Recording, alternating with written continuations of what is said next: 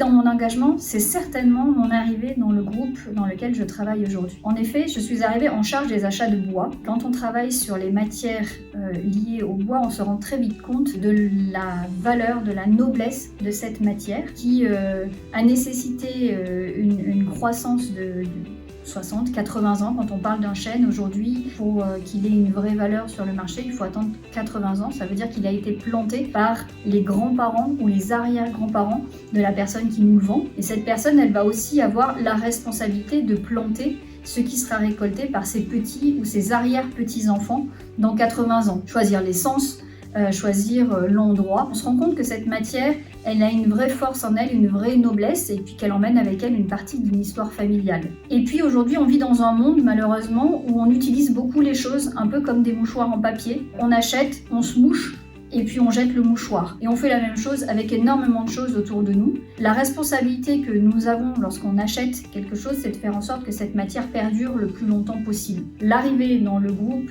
à ces achats de bois m'a fait vraiment prendre conscience de la nécessité d'agir. C'est certainement quelque chose que j'avais en moi depuis très longtemps, lié à mon histoire familiale. Je viens d'une famille qui a un fonctionnement extrêmement simple, très proche des choses toutes simples de la nature et de la vie. Je passais mes étés à la campagne chez les grands-parents, sur les terres qui avaient été cultivées pendant des générations par leurs propres parents bien avant.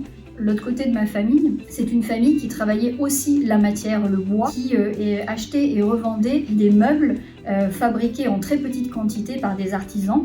Et puis s'est posé la question de pourquoi rester dans un grand groupe finalement si on voulait agir. Mais parce que c'est vraiment être au cœur des choses, être dans un grand groupe. C'est avoir une force de persuasion extrêmement importante. Les groupes et les grands groupes, comme celui auquel j'appartiens, sont des groupes qui ont une force de prescription auprès de leurs fournisseurs qui est extrêmement puissante. C'est aussi ceux qui mettent les produits sur le marché que tout le monde achète. Cette force de prescription inversée, elle est extrêmement puissante. Être dans un groupe, c'est pour moi pouvoir embarquer le plus grand nombre.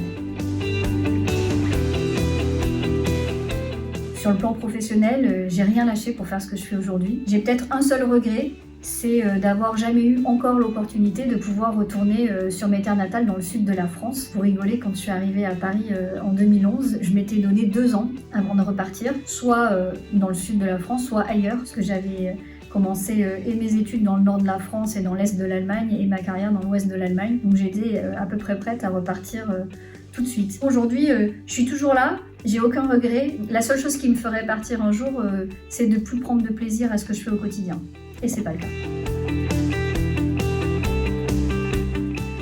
Ma plus grande joie, c'est clairement l'humain, sans aucun doute. J'ai eu la chance, au cours de ma carrière, de pouvoir suivre une grande aventure collective quand il a fallu sensibiliser 2000 personnes en moins de 18 mois sur les sujets du développement durable et les former à une approche commune. Ça a été un très très gros travail, mais une aventure humaine extraordinaire parce que chacune des sessions était spécifique, demandait 3 mois de travail, d'adaptation en fonction des cultures, de la maturité des uns et des autres, et donc une extrême richesse. Aujourd'hui, au quotidien, ma plus grande joie, c'est certainement mon équipe sur le plan professionnel. Cette équipe, j'ai eu la chance de pouvoir la créer. Ils portent chacun quelque chose de particulier en eux. C'est cette force ensemble qui fait que on avance. Chacun se lève tous les matins avec l'envie de venir, l'envie de faire mieux, l'envie d'avancer. Je pourrais parler certainement pendant des heures de cette équipe et puis certainement pendant plus de 2 heures de chacun d'entre eux. Et ça, c'est clairement magique.